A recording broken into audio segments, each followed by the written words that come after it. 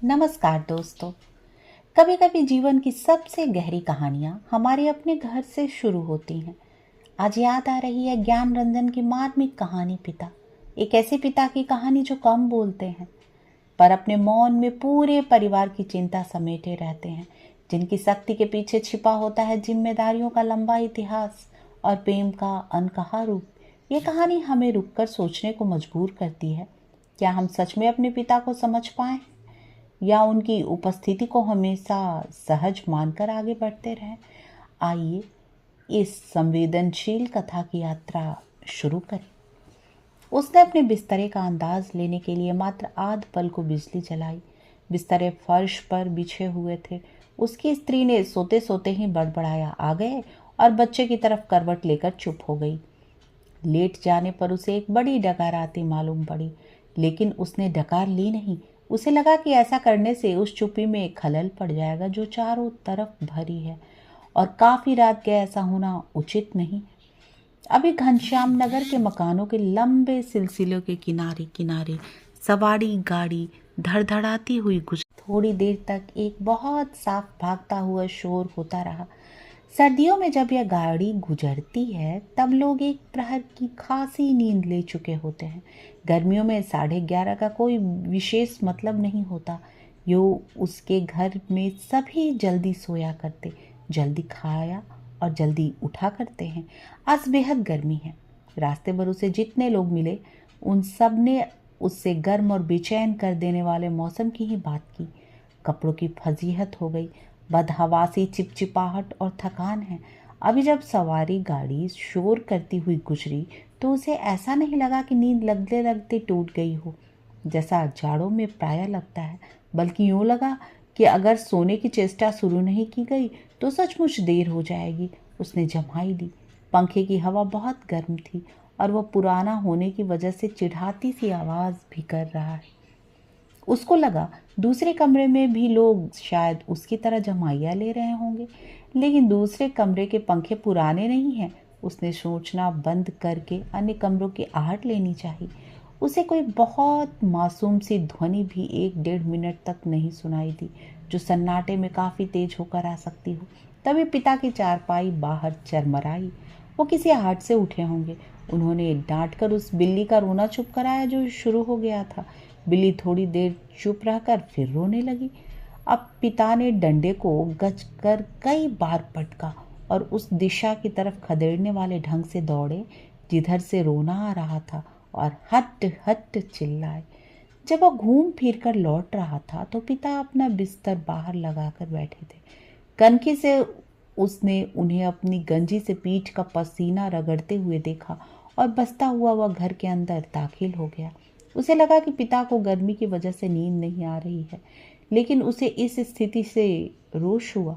सब लोग पिता से अंदर पंखे में नीचे सोने के लिए कहा करते हैं, पर वह जरा भी नहीं सुनते। हमें क्या, भोगे कष्ट। कुछ देर पड़े रहने के बाद वो उठा और उसने उत्सुकतावश खिड़की से बाहर झांका। सड़क की बत्ती छाती पर है। गर्मियों से यह बेहद अखर जाता है। पिता ने कई बार करवटें बदली, फिर शायद चैन की उम्मीद से पार्टी पर बैठ पंखा झलने लगे हैं। पंखे की डंडी से पीठ का वह हिस्सा खुजाते हैं जहां हाथ की उंगलियां दिक्कत से पहुंचती हैं। आकाश और दरख्तों की तरफ देखते हैं। रिलीफ पाने की किसी बहुत हल्की उम्मीद में शिकायत उगलते हैं। बड़ी भयंकर गर्मी, एक पत्ता भी नहीं डोलता। उनका यह वाक्य जो नितांत व्यर्थ है, अभी अभी बीते क्षण में डूब गया। गर्मी बरकरार है और रहेगी, क्योंकि यह जाड़े बरसात का मौसम नहीं है। पिता उठकर घूमने लगते हैं। 1 या 2 बार घर का चक्कर चौकीदारों की तरह घूम कर लगाते हैं ताकि कोई सेंध वेंध न लग सके। लौटकर थके स्वर में ही ईश्वर कहते हुए उंगली से माथे का पसीना काटकर जमीन पर चुआने लगते हैं। बड़ा गजब है। कमरे की एक दीवार से टिककर बैठ जाने पर वह काफी तनाव में सोचने लगा। अंदर कमरों में पंखों के नीचे घर के सभी दूसरे लोग आराम से पसरे हैं। इस साल जो नया पेडिस्टल खरीदा गया है वो आंगन में दादी अम्मा के लिए लगता है। बिजली का मीटर तेज चल रहा होगा, पैसे खर्च हो रहे हैं, लेकिन पिता की रात कष्ट में ही है। लेकिन गजब यह नहीं है, गजब तो पिता की जिद है। वह दूसरे का आग्रह अनुरोध माने तब ना। पता नहीं क्यों पिता जीवन की अनिवार्य सुविधाओं से भी चिढ़ते हैं। वो झल्लाने लगा। चौक से आते वक्त 4 आने की जगह 3 आने और 3 आने में तैयार होने पर 2 आने में चलने वाले रिक्शे के लिए पिता घंटे घंटे खड़े रहेंगे। धीरे धीरे सबके लिए सुविधाएं जुटाते रहेंगे, लेकिन खुद उसमें नहीं या कम से कम शामिल होंगे। पहले लोग उनकी काफ़ी चिरौरी किया करते थे, अब लोग हार गए हैं, जानने लगे हैं कि पिता के आगे किसी की चलेगी नहीं। आज तक किसी ने पिता को वॉश बेसिन में मुंह हाथ धोते नहीं देखा। बाहर जाकर बगिया वाले नल पर ही कुल्ला दातून करते हैं। दादा भाई ने अपनी पहली तनख्वाह से गुसल खाने में उत्साह के साथ एक खूबसूरत सावर लगवाया, लेकिन पिता को अरसे से हम सब आंगन में धोती की लंगोटों की तरह बांधकर तेल चुपड़े बदन पर बाल्टी बाल्टी पानी डालते देखते आ रहे हैं। खुले में स्नान करेंगे, जनेऊ से छाती और पीठ का मैल काटेंगे। शुरू में दादा भाई ने सोचा पिता उसके द्वारा शावर लगवाने से बहुत खुश होंगे और उन्हें नई चीज़ का उत्साह होगा। पिता ने जब कोई उत्साह प्रकट नहीं किया तो दादा भाई मन ही मन काफ़ी निराश हो गए। 1-2 बार उन्होंने हिम्मत करके कहा भी आप अंदर आराम से क्यों नहीं नहाते। तब भी पिता आसानी से उससे टाल गए। लड़कों द्वारा बाजार से लाई बिस्किटें, महंगे फल पिता कुछ भी नहीं लेते। कभी लेते भी हैं तो बहुत नाक भौं सिकोड़ कर। उसके बेस्वाद होने की बात पर शुरू में ही जोर दे देते हुए अपनी अमावट गज़क और दाल रोटी के अलावा दूसरों द्वारा लाई चीज़ों की श्रेष्ठता से वह कभी प्रभावित नहीं होते। वह अपना हाथ पांव जानते हैं, अपना अर्जन, और उसी में उन्हें संतोष है। वे पुत्र जो पिता के लिए कुल्लू का सेव मंगाने और दिल्ली एम्पोरियम से बढ़िया धोतियाँ मंगाकर उन्हें पहनाने का उत्साह रखते थे, अब तेजी से पिता विरोधी होते जा रहे हैं। सुखी बच्चे भी अब गाहे बगाहे मुंह खोलते हैं और क्रोध उगल देते हैं। लद लद बाहर आम के 2 सीकरों के लगभग एक साथ गिरने की आवाज़ आई। वह जानता है पिता आवाज़ से स्थान साधने की कोशिश करेंगे। टटोलते टटोलते अंधेरे में आम खोजेंगे और खाली गमले में इकट्ठा करते जाएंगे। शायद ही रात में 1-2 आम उसके चूक जाते हैं, ढूंढने पर नहीं मिलते। जिनको सुबह पा जाने के संबंध में उन्हें रात भर संदेह होता रहेगा। दीवार से काफ़ी देर एक ही तरह टिके रहने से उनकी पीठ दुखने लगी थी। नीचे रीढ़ के कमर वाले हिस्से में रक्त की चेतना बहुत कम हो गई। उसने मुद्रा बदली। बाहर पिता ने फाटक खोलकर सड़क पर लड़ते चिचियाते कुत्तों को हड़काया। उसे यहाँ बहुत खींच हुई। कई बार कहा, मोहल्ले में हम लोगों का सम्मान है, 4 भले लोग आया जाया करते हैं, आपको अंदर सोना चाहिए, ढंग से कपड़े पहनने चाहिए, और चौकीदारों की तरह रात को पहरा देना बहुत ही भद्दा लगता है। लेकिन पिता की अड़ में कभी कोई झोल नहीं आता। उल्टा सीधा पता नहीं कहाँ किस दर्जी से कुर्ता कमीज सिलवा लेते हैं। टेढ़ी जेब, सदरी के बटन ऊपर नीचे लगा, सभा सोसाइटी में चले जाएंगे। घर भर को बुरा लगता है। बोलने पर पिता कह देते हैं, आप लोग जाइए ना भाई, कॉफ़ी हाउस में बैठिए, झूठी वैनिटी के लिए बेरा को टिप दीजिए, रहमान के यहाँ 1.5 रुपये वाला बाल कटाइए। मुझे क्यों घसीटते हैं। लोगों का बोलना चुटकी भर में धरा रह जाता है। पिता वैसे तो चुप रहते हैं, लेकिन जब बात बहस में उन्हें खींचा जाता है तो काफ़ी करारी और हिंसात्मक बात कह जाते हैं। उल्टे उन्हें घेरने वाले हम भाई बहन अपराधी बन जाते हैं। कमरे से पहले एक भाई खिसकेगा, फिर दूसरा, फिर बहन और फिर तीसरा। चुपचाप सब खींचे हारे खिसकते रहेंगे। अंदर फिर माँ जाएगी और पिता विजयी पिता कमरे में गीता पढ़ने लगेंगे या झोला लेकर बाजार सौदा लेने चले जाएंगे। होता हमेशा यही है। सब मन में तय करते हैं, आगे से पिता को नहीं घेरेंगे, लेकिन थोड़ा समय गुजरने के बाद फिर लोगों का मन पिता के लिए उमड़ने लगता है। लोग मौका ढूंढने लगते हैं पिता को किसी प्रकार अपने साथ सुविधाओं में थोड़ा बहुत शामिल कर सके, पर ऐसा नहीं हो पाता। वो सोचने लगा, भूखे के सामने खाते समय होने वाले व्यथा सरीखी किसी स्थिति में हम रहा करते हैं। यद्यपि अपना खाना हम कभी स्थगित नहीं करते, फिर भी पिता की असंतृप्ति के कारण व्याकुल और अधीर तो हैं ही। पिता अद्भुत और विचित्र हैं, वह सोचते हुए उठा। कमरे में घूमने या सिगरेट पी सकने की सुविधा नहीं थी, अन्यथा वह वैसा ही करता। उसके सो जाने की इच्छा की और अपने को असहाय पाया। शायद नींद नहीं आ सकेगी। यह ख्याल उसे घबराने लगा। पिता अद्भुत और विचित्र हैं, ये बात वह भूल नहीं रहा था। पिछले जाड़े में वह अपने लोभ को कुचलकर बमुश्किल एक कोट का बेहतरीन कपड़ा पिता के लिए लाया। पहले तो वह उसे लेने को तैयार नहीं हुए, लेकिन माँ के काफ़ी घुड़कने फुड़कने से राजी हो गए और उसी खुलदाबाद के किसी लपटू मुल्ला दर्जी के यहाँ सिलाने चल दिए। सुधीर ने कहा, कपड़ा कीमती है, चलिए एक अच्छी जगह से आपका नाप दिलवा दूँ।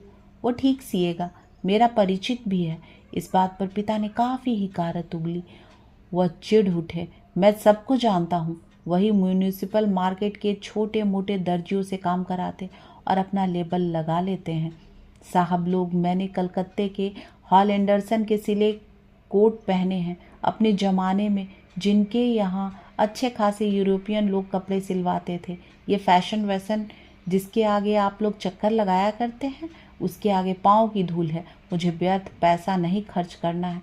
कितना परस्पर विरोधी तर्क किया पिता ने। ऐसा वह अपनी जिद को सर्वोपरि रखने के लिए किया करते हैं। फिर सुधीर ने भी कपड़ा छोड़ दिया। जहाँ चाहिए सिलवाइए या भाड़ में झोंक आइए, हमें क्या। वो धीमे धीमे बुदबुदाया। पिता बाहर अकबकाकर उठ पड़े। शायद थोड़ी देर पहले जो आम बगीचे में गिरा था, उसकी आवाज़ जैसे अब सुनाई पड़ी हो। वो खिड़की से बाहर देखने लगा। किंचित टिका टिका सा, पीठ के पसीने से बनियान चिपक गई थी। बेहद घुटती हुई गर्मी, मन उसका मथा जाता था। बीवी पड़ी आराम से सो रही है, उसे कुछ पता नहीं। शायद पिता की खाट खाली थी, वो गिरा आम टटोलने के लिए बगिया में घुसे होंगे। पिता कितने विचित्र हैं। लंबे समय से वह केवल 2 ही ग्रंथ पढ़ते आ रहे हैं, यंत्रवत नियमवत, रामायण और गीता। लंबे 35 वर्षों तक अखंड केवल रामायण और गीता। उसके पहले युवा काल में जो कुछ जितना कुछ पढ़ा हो उन्होंने, उसे कभी भयावह, कभी सम्मानजनक और कभी झूठा लगता। ये देख सोचकर कि कोई व्यक्ति केवल 2 पुस्तकों में जिंदगी के 35 वर्ष काट सकता है और कैसे काट लेता है, तभी उसका बच्चा कुनमुनाकर रोने लगा। उसने तपाक से खिड़की छोड़ी और अपने बिस्तर पर झूठ मूठ सो गया। ऐसा न हो कि दवा बच्चे के रोने से उठ पड़े और उसे संदिग्धावस्था में देख बहुत से बेकार प्रश्नों द्वारा हलकान करना शुरू कर दे। देवा बच्चे के मुंह में स्तन दे पहले ही सी बेखबर सो गई। वह खुद बिस्तरे पर सोता हुआ मालूम पड़कर भी जागता रहा। स्तन चूसने की चप चप आवाज़ आती रही और थोड़ी देर बाद बंद हो गई। उसने तय किया कि वह देवा के बारे में भी कुछ सोचे अथवा उसके शरीर को छूता रहे। उसने देवा के कूल्हे पर हाथ रख दिया, लेकिन उसे तनिक भी उत्तेजना अपने अंदर महसूस नहीं हुई। उसने थोड़ी देर उत्तेजना की प्रतीक्षा की। अपनी इस हरकत से उब होने लगी और मन भी लांछित करने लगा। बाहर पिता सोए या जाग रहे हैं, जैसा भी हो वो बड़े जबरदस्त है। इस समय बाहर रहकर बाहरी होते जा रहे हैं। अंदर के अंदरूनी हिस्से में लोग आराम से या कम आराम से किसी तरह सो तो गए होंगे। वह विवादग्रस्त हुआ और अनुभव करने लगा, हमारे समाज में बड़े बूढ़े लोग जैसे अधिकांश समय बाहर व्यतीत किया करते हैं, क्या पिता ने भी वैसा ही करना शुरू कर दिया है? उसे पिता के बूढ़ेपन का ख्याल आने पर सिहरन हुई। फिर उसने दृढ़ता से सोचा, पिता अभी बूढ़े नहीं हुए हैं, उन्हें प्रतिक्षण हमारे साथ साथ जीवित रहना चाहिए। भरसक पुरानी जीवन व्यवस्था कितनी कठोर थी। उसके मस्तिष्क में एक भिचाव आ गया। विषाद सर्वोपरि था। उसे आंखों की हल्का जल लगने लगा। अगर कोई शीत युद्ध न होता पिता और पुत्र के बीच, तो यह उन्हें जबरन खींच के नीचे लाकर सुला देता। लेकिन उसे लगा कि उसका युवापन एक प्रतिष्ठा की जिद कहीं चुराए बैठा है। वह इस प्रतिष्ठा के आगे कभी बहुत मजबूर, कभी कमजोर हो जाता है और उसे भुगत भी रहा है। दरअसल उसका जी अक्सर चिल्ला उठने को हुआ है, पिता तुम हमारा निषेध करते हो, तुम ढोंगी हो, अहंकारी, वज्र अहंकारी। लेकिन वह कभी चिल्लाया नहीं। उसका चिल्ला सकना मुमकिन भी नहीं था। वह अनुभव करता था उसके सामने जिंदगी पड़ी है और पिता पर इस तरह चिल्लाने में उसका नुकसान हो सकता है। उसको लगा पिता लगातार विजयी हैं, कठोर हैं, तो क्या उन्होंने पुत्रों के सामने अपने को कभी पसारा नहीं। लगता है दीवारों पर भी पसीना चुहचुहा आया है। खुद को छुरा भोंक देने या दीवार पर सिर पटकने या सोती बीवी के साथ पाशविक हो जाने का ढोंग सोचने के बाद भी गर्मी की बेचैनी नहीं कटी। उसने ईश्वर को बुदबुदाना चाहा, लेकिन वैसा नहीं किया। केवल हल्के हल्के हाथ के पंजों से सिर के बालों को दबोचकर वह रह गया। मौसम की गर्मी से कहीं अधिक प्रबल पिता है। उसके सामने एक घटना मजबूती से टंग गई। उसने घटना को मन में दोहराया। वायुसेना में नौकरी करने वाला उसका कप्तान भाई बहन के यूनिवर्सिटी के खर्चे के लिए 2 वर्ष तक 50 रुपये महीना भेजता रहा था। एक बार अकस्मात कप्तान भाई होली अवकाश मनाने घर आ गए। पिता ने उसके हाथ में उसके नाम की 1200 रुपये वाली एक पासबुक थमा दी। सबको यह बड़ा आकस्मिक लगा। कप्तान भाई भी हैरत हुई और हल्की खुशी की एकाएक काफ़ी रुपए मिल गए। लेकिन इस बात से उसे दुख और पराजय का भान भी हुआ। उसने अपने को छोटा महसूस किया। 2 वर्ष तक बहन के लिए उसने जो थोड़ा बहुत किया वह एक पल में घटकर नगण्य हो गया। फिर भी वह अनुभव कर रहा था, कप्तान भाई ज़्यादा सोचते नहीं, खिलाड़ी तबीयत के हैं, यान की तरह चुटकी में धरती छोड़ देते हैं। कितने मस्त हैं कप्तान भाई। उसे लगा पिता एक बुलंद भीमकाय दरवाजे की तरह खड़े हैं, जिससे टकरा टकरा कर हम सब निहायत पिद्दी और दयनीय होते जा रहे हैं।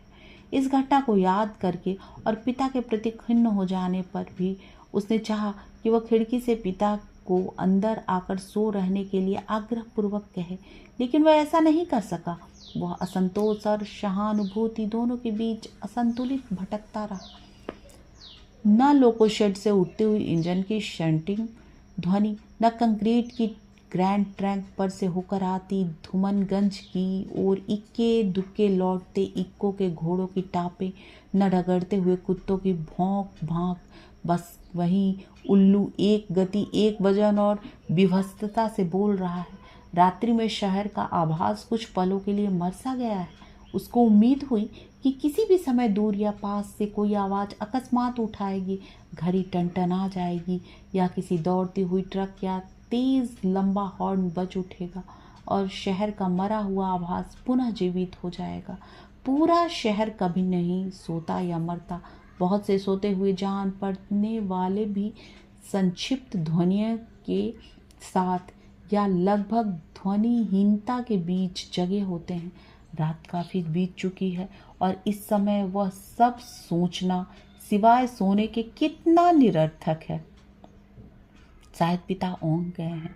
करवट बदलने से उत्पन्न होने वाली खाट की चटमराहट, आम टटोलते समय सूखी अधसूखी पत्तियों के कुचलने की आवाज़, लाठी की पटक, मकान के फेरे के वक्त की खांस खचास, कुत्ते बिल्लियों को हड़काना, कुछ सुन नहीं पड़ रहा है। इस विचार से कि पिता सो गए होंगे उसे परम शांति मिली और लगा कि अब वह भी सो सकेगा। शीघ्र नींद के लिए उसने टकटकी बांधकर पंखे की तरफ देखना शुरू किया। गर्म हवा के बावजूद दिन भर की व्यर्थ थकान और सोच विचार से पस्त हो जाने की वजह से वह नींद में चित्त हो गया। थोड़े समय उपरांत वह एकाएक उचटकर उठ बैठा। उसने चारों तरफ कुछ देख पाने के लिए कुछ क्षणों तक गड़े हुए अंधेरे को घूरा। हुआ यह कि उसे शरीर में एकाएक बहुत गर्मी सी लगी थी और अजीब सी सरसराहट हुई। शायद पसीने से भींगी टांग पत्नी के बदन से छू गई और मुंह में बुरा सा स्वाद भर आया था। किसी बुरी बीमारी के कारण अक्सर ऐसा हो जाया करता है। उठकर उसने 2-3 कुल्ले किए और फिर ढेर सारा ठंडा पानी पिया। इतना सब कुछ वह नींद में ही करता रहा। आंगन से पानी पीकर लौटते समय उसने इत्मीनान के लिए खिड़की से बाहर देखा। अब वह नींद जो थोड़ी बहुत थी काफुर हो गई। पिता सो नहीं गए हैं अथवा कुछ सोकर पुनः जगे हुए हैं, पता नहीं। अभी भी उन्होंने हे राम तू ही सहारा है कहकर जमाई ली है। ऐसा उन्होंने कोई दबकर नहीं किया।